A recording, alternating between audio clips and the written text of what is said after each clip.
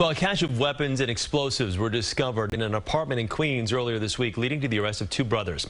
Andrew and Angelo Hatziagelis were indicted on, get this, 130 counts of criminal possession of weapons and other charges. Joining us now to discuss is CBS law enforcement contributor and former deputy commissioner with the NYPD, Richard Esposito. Richard, thanks for joining us. Good to see you.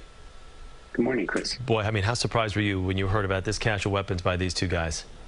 These are people like this are your worst nightmare. You know, lone wolves, no connection to anyone, and able to accumulate Chris, an enormous amount of weapons. These brothers seem to have everything they needed to execute. I mean, God only knows what. How were they able to get this many items? And what type of, I guess, challenge did this pose for law enforcement? Obviously, they were caught, and we'll get to that in a moment. But this is incredible to be able to stash this much away in an apartment. You know, Chris, information is everywhere, of course. You can learn everything you need to learn online. Materials are everywhere. You can buy some of the materials that they used in a store. You can make some with printers. You can get gun parts legally without having them registered. So if you have the desire that these guys had, you've got materials, you've got information, you have technology, because we're always catching up. Policy and law enforcement are always catching up to the ability of people like this to create havoc if they choose to. In your professional opinion, when you see the fact that there is a list of potential targets, people, officials, politicians, celebrities, and then you see that type of arsenal, does it seem, in your professional opinion, that a type of attack was imminent?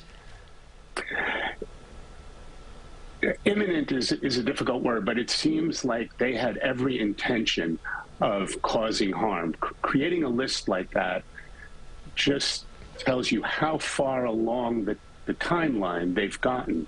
You know, they were going towards committing an action. Yeah, neighbors said these guys were conspiracy theorists. I mean, this kind of goes to all of what we've been hearing for years. See something, say something. And if you notice behavior disturbing, especially behavior like this, best to report it.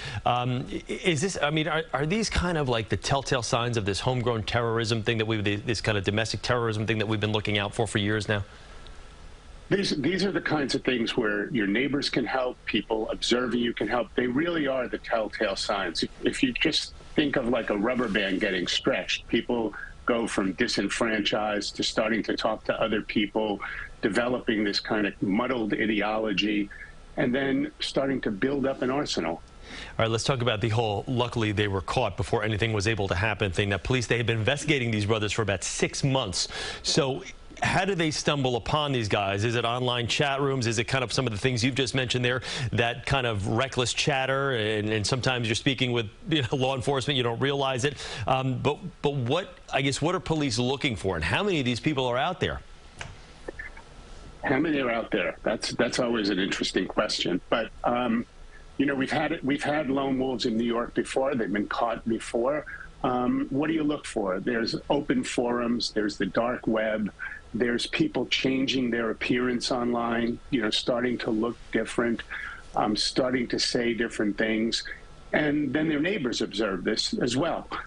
So it's all of the things that are all the tools available. And the police department has hundreds and hundreds of people looking at this material online all the time.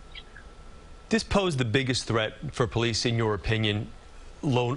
Actors like this who are plotting, obviously, nefarious plans to injure or hurt masses or even just individuals?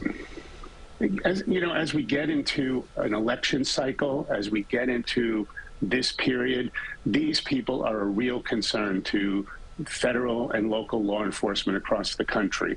The lone actor, capable of creating as much harm as an organized group of terrorists.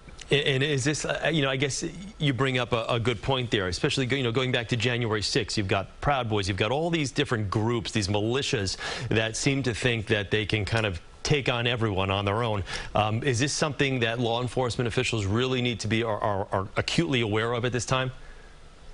Not only are they acutely aware of it, but from my contacts currently involved in this process, they're acutely aware of it, and they're actively paying attention to what the risk points are. So they're on the alert for this.